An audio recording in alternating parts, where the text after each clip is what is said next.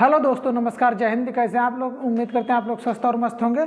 आज आपको वॉइस में या फिर आवाज़ में आपको थोड़ा सा डिसबैलेंस देखने को मिलेगा, क्योंकि बगल में एक मस्जिद है, कुछ त्यौहार है, तो हम बता नहीं सकते क्या त्यौहार है। तो वहाँ पर 1-2 दिन का प्रोग्राम लग रहा है, तो थोड़ी सी आवाज़ उसकी आती रहेगी। आप लोग थोड़ा सा मैनेज कर लीजिएगा, लेकिन हम अपनी क्लास को जो है कंटिन्यू करते रहेंगे। अगर क्लास को कंटिन्यू नहीं करेंगे, रेगुलर नहीं करेंगे, डेली नहीं करेंगे, तो हमारा बहुत कुछ छूट जाएगा। और छूट भी जाएगा, अगर गैप करते हैं तो फिर पढ़ने में थोड़ा मज़ा भी नहीं आता।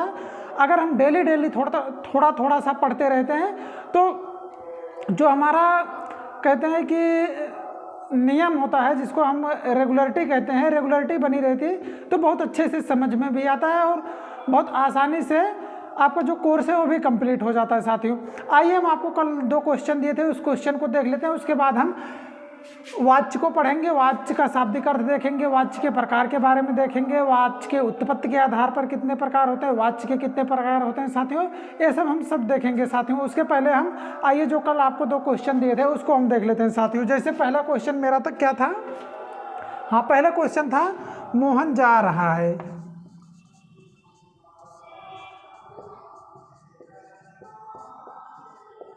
साथियों, हम कल आपको वर्तमान काल और भविष्य काल पढ़ाए थे, उसमें से आपको 2 क्वेश्चन दिए थे। जैसे पहला क्वेश्चन मेरा क्या था? मोहन जा रहा है। साथियों, वर्तमान काल के हम 5 प्रकार पढ़ाए थे, 5 प्रकार में से एक प्रकार एक हम क्वेश्चन दिए थे साथियों। एक इसका आंसर क्या हो जाएगा? मोहन जा रहा है। ये वर्तमान समय की बात हो रही थी।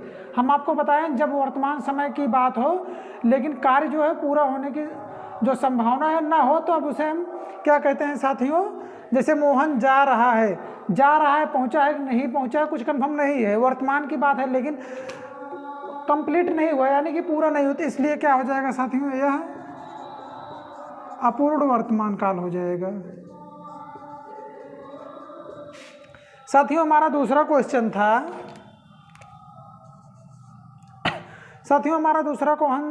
क्वेश्चन था मोहन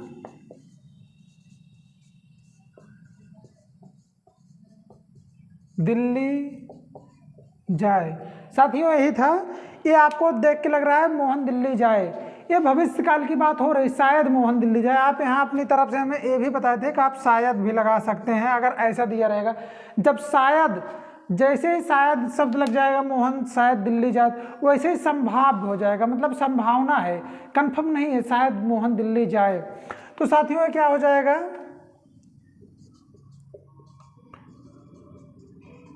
संभाव्य भविष्य काल।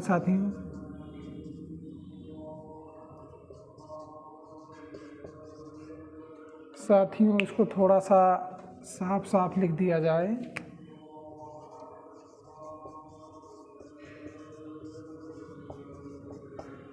संभाव्य भविष्य काल हो जाएगा साथियों। यहाँ कंफर्म नहीं, इसलिए संभाव्य होगा।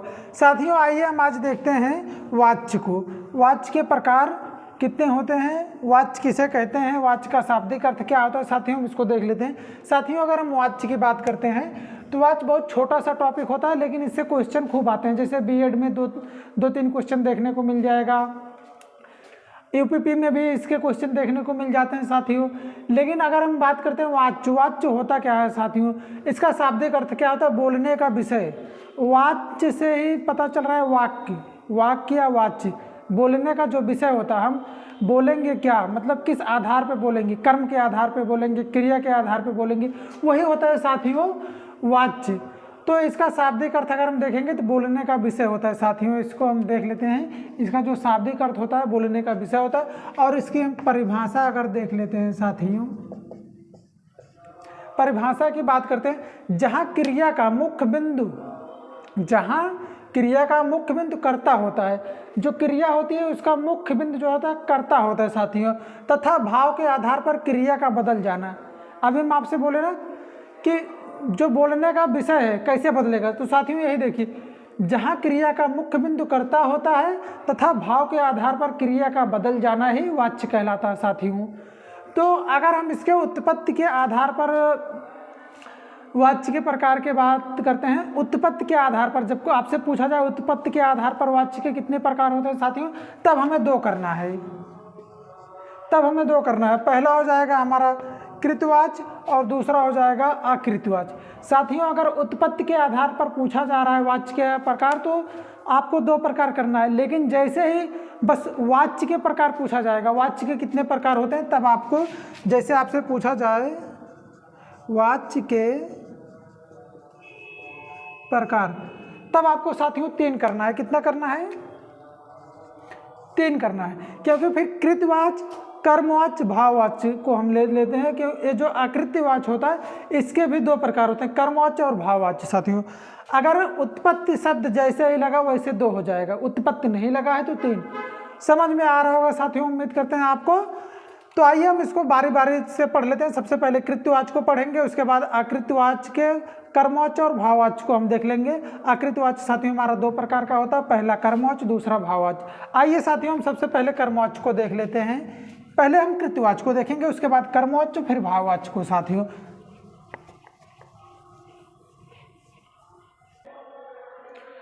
अगर हम कृतवाच्य की बात करते हैं, कृतवाच्य मतलब कर्ता से होता है। साथियों, कृत का अर्थ ही अगर आप कर्ता से लगा सकते हैं तो ज़्यादा ठीक रहेगा कि इसमें हम क्रिया देखते हैं। जो क्रिया होती है सकर्मक क्रिया भी हो सकती है, अकर्मक क्रिया हो सकती है। इसका जो उदाहरण होगा इसमें सकर्मक क्रिया भी होगी, अकर्मक क्रिया।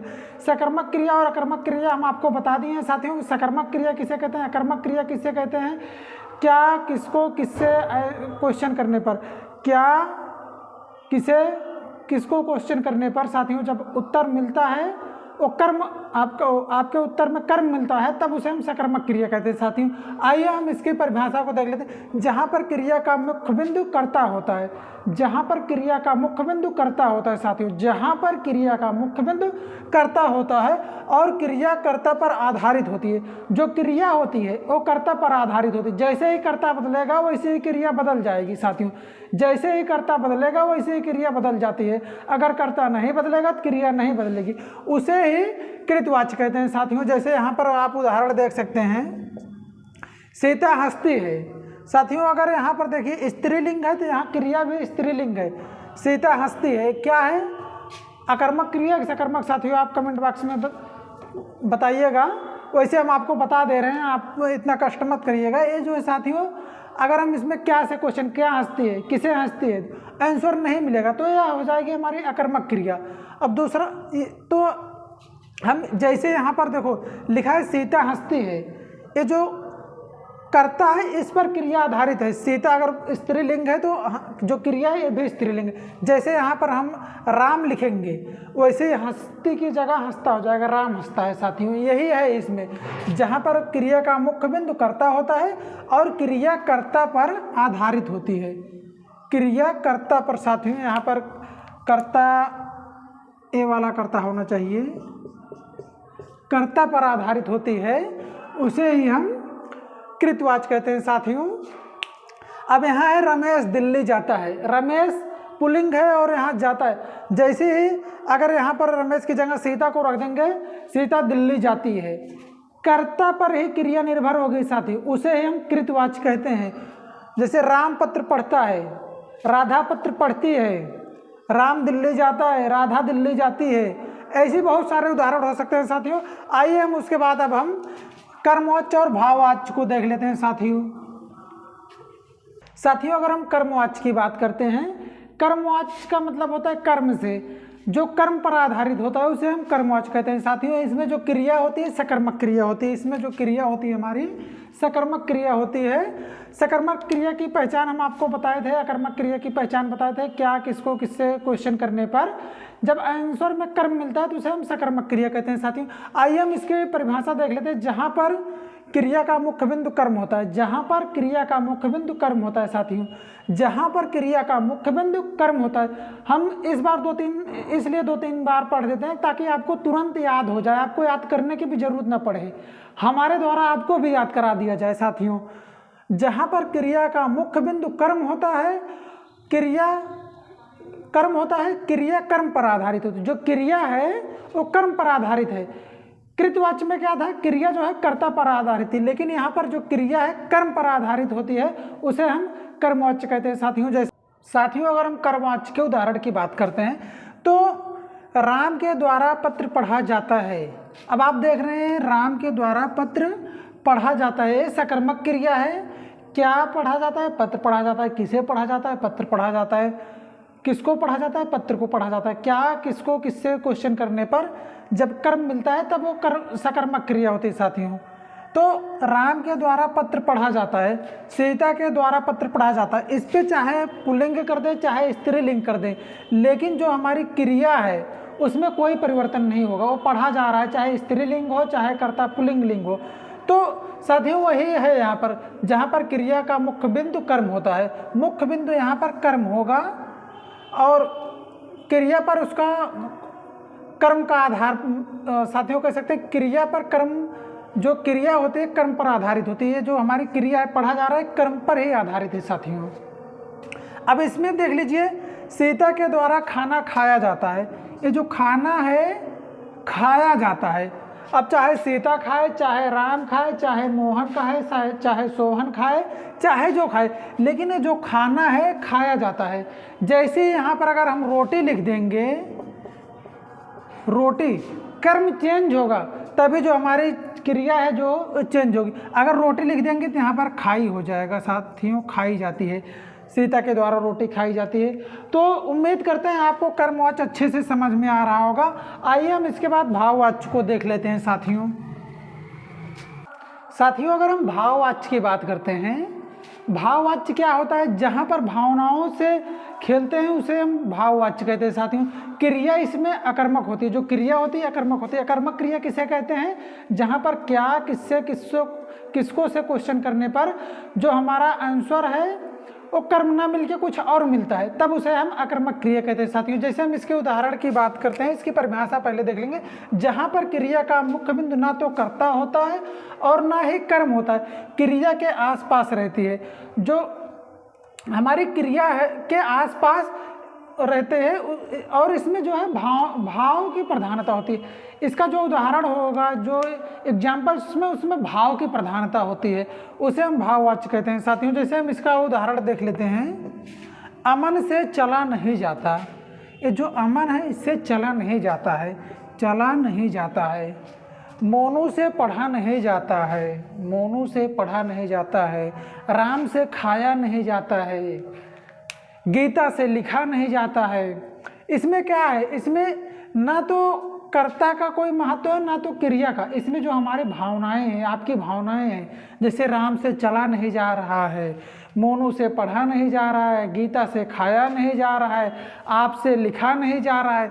तो साथियों ऐसे उदाहरण जो होते हैं उसे हम भाववाच्य कहते हैं साथियों। उम्मीद करते हैं आपको वाच्य जो है अच्छे से समझ में आया होगा।